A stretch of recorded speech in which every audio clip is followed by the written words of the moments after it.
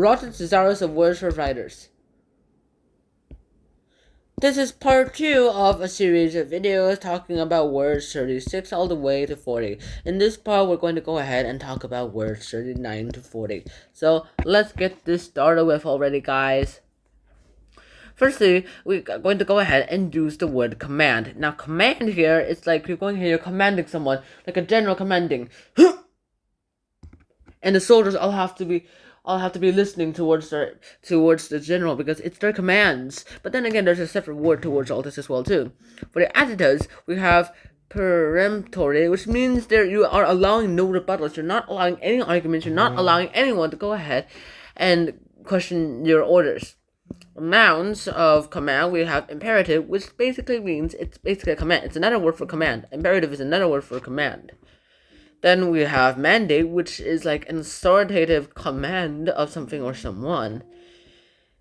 Okay, those are all nouns. And finally, okay, next up we have verbs. Here we have adjure, which means you're commanding solemnly, as if commanding someone as if they're under an oath. Sometimes they are, and it's like the Hippocratic Oath. All doctors act in ways that are in the Hippocratic Oath. Then we have enjoin, which means you're directing someone to something. When you're enjoining something to someone, that means you're going ahead and you are like connecting people together. Then we have interdict. Interdict basically means you're prohibiting someone or something to do something. When you're interdicting like two people are doing things together, well, you're preventing them from doing them together.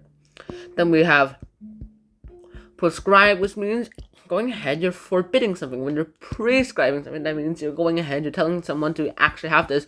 When you're proscribing something, that means you are banning someone from having have this. Like say someone is lactose intolerant, his doctor finds this out and proscribes him milk and cheese and any dairy products as well too.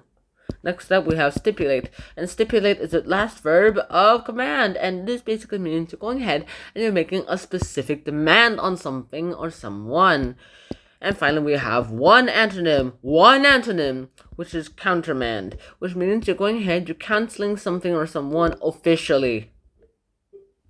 And next up, our next words of word number 40 here is commotion. Let's get this started with. So we have these words in the adjectives. In the adjectives, we have this word clamorous, which is basically means someone is noisy and you're very demanding. Then we have clarion, which means something is clear and is very, very shrill, which is not bad, not bad, but not good in all cases. And we have tempestuous, and when someone's tempestuous, that basically means that person has a tumultuous personality. You're going ahead, that person is tumultuous, like it goes back and forth, back and forth. And then we have vociferous, which basically means when someone's vociferous, that means that person is loud and very insistent. Alright, now for the nouns. We have fracas, which basically means you have a noisy disagreement between people. When someone's a fracas, it's a noisy disagreement.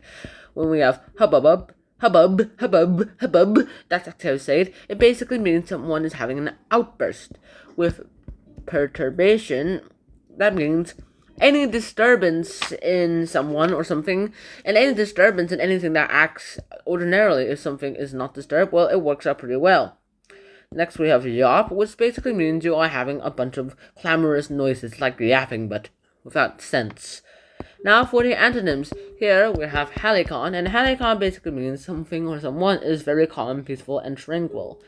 Speaking of which, next up we have tranquility. Now tranquility here basically means you're going ahead, you're in a state of tranquility, you're tranquil, you're not doing anything proper, and you are all pretty well as well too. You have calm, and you're very serene about things. And that is the end of words 39 to 40 of Roger Thesaurus of Words for Writers.